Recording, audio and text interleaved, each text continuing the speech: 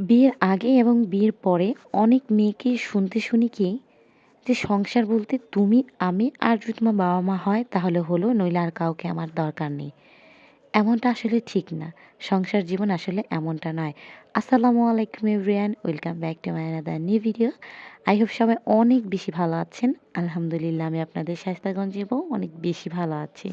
সংসার জীবন মানে কি শুধু এইটুকুই স্বামী, স্ত্রী আর তার বাবা-মা? আসলে কিন্তু নয়। সংসার জীবনটা অনেক বেশি সহজ আবার অনেক বেশি কঠিন। বুঝে যদি পড়ে যায় তাহলে অনেক সোজা, আর যদি বুঝে না পড়ে প্যাচের প্যারাকলে পড়ে যায় তাহলে অনেক বেশি কঠিন। যেমন ধরেন, সংসার মানে কিন্তু স্যাক্রিফাইস। সংসার জীবনে আপনি যত বেশি স্যাক্রিফাইস হতে পারবেন তত বেশি সুখে থাকবেন। আর আপনাকে সবসময় এটা ভেবে নিতে হবে যে শ্বশুরবাড়ি থেকে আমি কিছু এক্সপেক্ট রাখতে পারবো না কারোর কাছে। কারণ যখন আপনি কারো কাছে এক্সপেকটেশন রাখতে যাবেন তখনই আপনি কষ্ট পাবেন।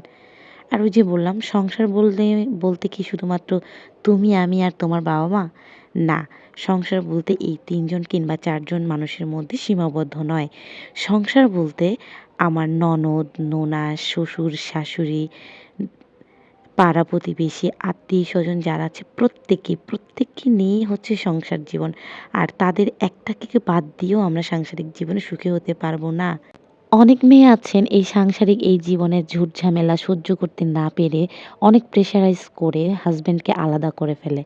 আলাদা হওয়া কোনো সমাধান নয়। সবার সাথে থেকে মিলেমিশে মায়া মহব্বতের সাথে থাকাটাই হচ্ছে একটা পরিপূর্ণ সাংসারিক জীবনের পূর্ণতা। ধরেন আমি আলাদা হয়ে গেলাম। কিন্তু আমি কি করব? হয়তো ২ দিন ভালো থাকলাম, ৩ দিন ভালো থাকলাম। কিন্তু যখন আমি অসুস্থ হয়ে পড়ব, তখন আমার যে বটগাছ নামক যে শ্বশুর-শাশুড়ি আছে, তারা যদি আমার মাথার উপরে না থাকে, ননদ-ননাস এরা যদি আমার পাশে না থাকে, তাহলে আমার বিপদের সময় কে এগিয়ে আসবে? তখন তো আমাকে একলা মরে যেতে হবে। এর জন্য একা থাকা কোনো সমাধান নয়। প্রত্যেকের সাথে মিলেমিশে থাকাটাই হচ্ছে একটি পরিপূর্ণ সাংসারিক জীবনের পূর্ণতা।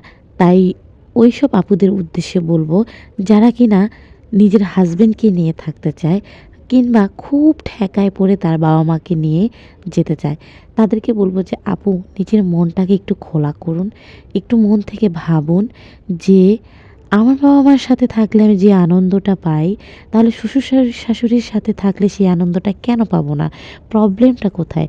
প্রবলেমটা কি আমার নিজের মধ্যে, না শ্বশুর-শাশুড়ির মধ্যে? আগে নিজেকে দেখুন, নিজেকে ভাবুন, নিজেকে পর্যবেক্ষণ করুন।